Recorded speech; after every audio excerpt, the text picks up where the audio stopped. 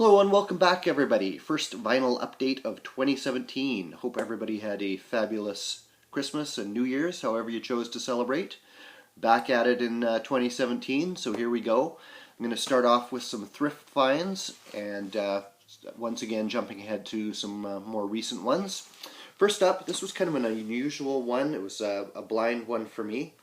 It's a 3 LP box set by Roberto Carlos. This is pressed in Mexico. I was checking on the Discogs as I was looking at this in the thrift store, and he is actually Brazilian.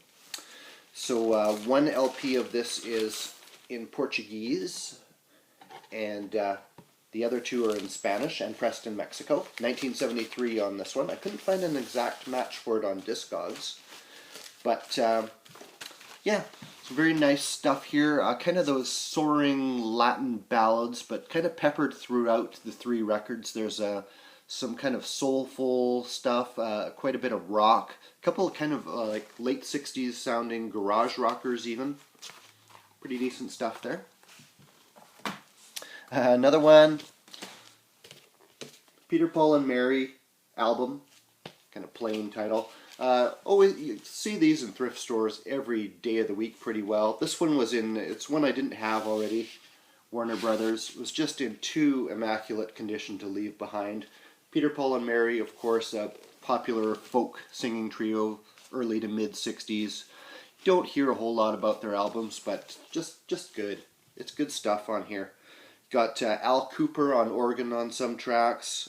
Mike Bloomfield is on guitar, and Charlie McCoy, I think he's pretty well known. He's on here too. So you get that kind of country and blues mix on there. Just excellent album. Rachel Sweet. And this is one I didn't have by her on Stiff Records. Came out in 1979. She put out a few albums on the Stiff label, which was kind of a punk, new wave influenced label of the late 70s, early 80s. They played up kind of a Lolita kind of image on her. She had some provocative album covers in somewhat questionable taste, I guess you would say now. But I guess she'd started out earlier in the 70s as kind of a teen country singer, I guess comparable to what Leanne Rimes would have been many years later. But kind of a mix of that, a throwback to that early 60s teen idol kind of thing, very, very coy, very innocent. There's some country on here as well, and a couple that are more punk influenced rockers, I guess you'd say. It's actually her debut, I believe, this one. So one I didn't have that I found by her. Kink's Greatest Hits on Marble Arch, thrift find again. Quite decent condition. Not much to say about that one. I don't know quite what's up with the black and white cover on this one. I checked on Discogs and it shows a color cover, so presumably a later pressing of some sort. Good to have. And these were all from the same thrift haul actually. And the best one was this one. Les McCann and Eddie Harris. Swiss Movement, recorded live at the Montreux Jazz Festival in Switzerland in 1969. And I believe this is actually an original pressing, judging from the kind of the style of the cardboard. It still has the actual Atlantic sleeve with all those fabulous albums that you wish you had each and every one of them. And just immaculate condition on this one. Still in shrink. There's like 1 or 2 tiny scratches on the album, so it looks barely played. This album is famous for their cover of Eugene McDaniel's Compared to What, which was first recorded by Roberta Flack for her First Take album. They did their version with vocals, and the rest is kind of just soul jazz jamming between Les McCann and Eddie Harris on sax. Just a killer groove here. Awesome find. And kind of a related find. It is Roberta Flack. I already had this album. This is, I believe, a Canadian original pressing. Atlantic again. You can tell kind of by the old style cardboard sleeves. That's kind of my cue. But excellent stuff on here. Just insane lineup of players on here. Hugh McCracken, Bernard Purdy on drums, Ralph McDonald on congas and percussion. Who else we got here? Chuck Rainey on bass. Just insane jazz players on there. Don't need to say too much about that one, I guess. Getting into a few kind of cheap bin record fair finds. I think it was actually Greg Short, popcrackle.com, who hipped me to this artist. So I found one by this guy in the cheap bins and picked it up. It is Walter Wanderley, Batucada. Beautiful condition gatefold on here. I think this was like $4 or something like that. Burr. Brazilian organ, bossa nova, just killer grooves on here. He's got Marcos Valle does some arranging and plays some guitar. They do a very nice version of Os Grilos, Crickets Sing for Anna Maria, famous Marcos Valle song, one of my favorites. So just nice Brazilian groove on there, mostly instrumental with a few vocals. Found this one also in the kind of the cheap bins for a couple of bucks. Bibi Gabor, Girls of the Future. That is 1980, I believe, 81 on Anthem Records. I just showed him his debut album a couple of videos back, I guess. He was a Canadian kind of power pop new wave singer from Toronto. Had kind of a tragic end, but this is his second LP, and it continues in that kind of power pop vein with a few kind of mellower moments. Kind of a throwback to Christmas here. I got this one free actually at one of my favorite local record stores. I walked in there and found something I'll show in a minute, and as I was walking out they said to just take something out of their free box of Christmas records, so I was flipping through there, not really seeing too much of interest. Kind of those Sal Soul Christmas records, which I have already. There was one that might have been an upgrade copy, but then at the very back of the box I spotted this one. Ramsey Lewis, Sounds of Christmas. Just still in shrink. I'm not sure what pressing this is. It's Canadian. It's definitely old by kind of this coloring on the sleeve in there. That is on Cadet label. The original Ramsey Lewis trio with L.D. Young and Red Holt, running through some Christmas favorites. A couple of original compositions as well. Just a great Christmas album, laid back grooves. And the one I picked up at the record store that day was this one, Parliament Live, called from two shows in LA and Oakland in 1977, double LP, gatefold. Originally came with a poster and a t-shirt iron-on decal, but didn't have those. Casablanca label, of course. Got all the usual players on here. Fuzzy Haskins, Eddie Hazel, Bernie Worrell, Fred Wesley, Maceo, and this marked the first appearance of the future Brides of Funkenstein backup singers, Lynn Mabry and Dawn Silver, not yet credited as the Brides of Funkenstein. So great. The Mothership touching down for a couple of dates there in the late 70s. Love to see a video of that. A couple more, getting into some reggae here. Maxi Priest.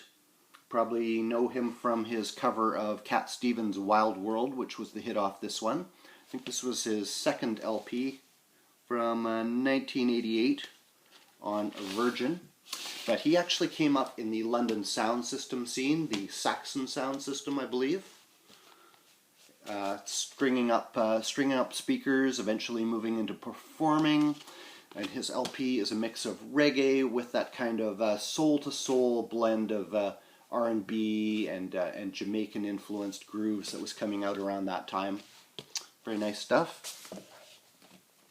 Next up, I picked up a couple of compilations on the Heartbeat label, which was a reggae-focused label from the 80s into the 90s and early 2000s.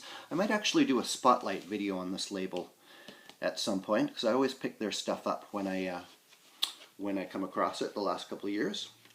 And it is Woman Talk, Caribbean dub poetry. This is produced by the noted dub poet Muta Baruka, who's done a number of records himself, again on the Heartbeat label out of the US, Massachusetts.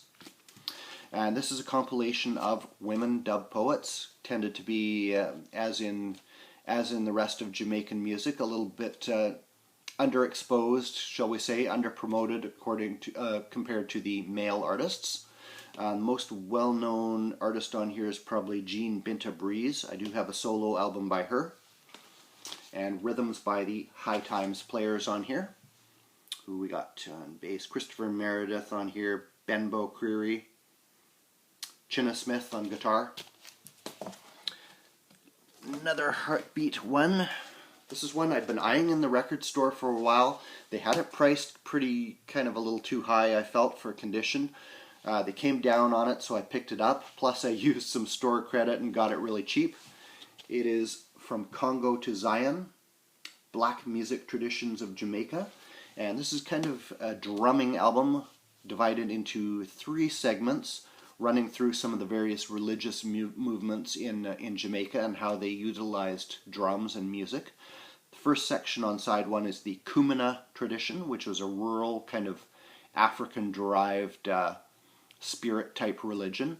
Next gets into Revival, which was fairly similar, but had the Christian imagery and ideology kind of overlaid on top of the African traditions. And side 2 gets into the Rastafarian full-on Nyabingi drumming style. So interesting stuff there. Again on the Heartbeat label. This came out in early 80s, I believe, mid 80s maybe, no date here, but basically kind of field recording type thing of sessions that took place in Jamaica in the late 70s. Last couple finds here, still on the reggae tip. I got this one really cheap at a store that doesn't usually have a whole lot of reggae. It is a live one by the Cimarrons. This is on Polydor from 1978. Got this super cheap. I was quite surprised actually. The Cimarrons were the first self-contained band in England, reggae band, formed in the late 60s, released a number of albums through the 70s and into the 80s. Didn't quite cross over with a classic album in the same way that other groups like Steel Pulse or Misty and Roots or Aswad did.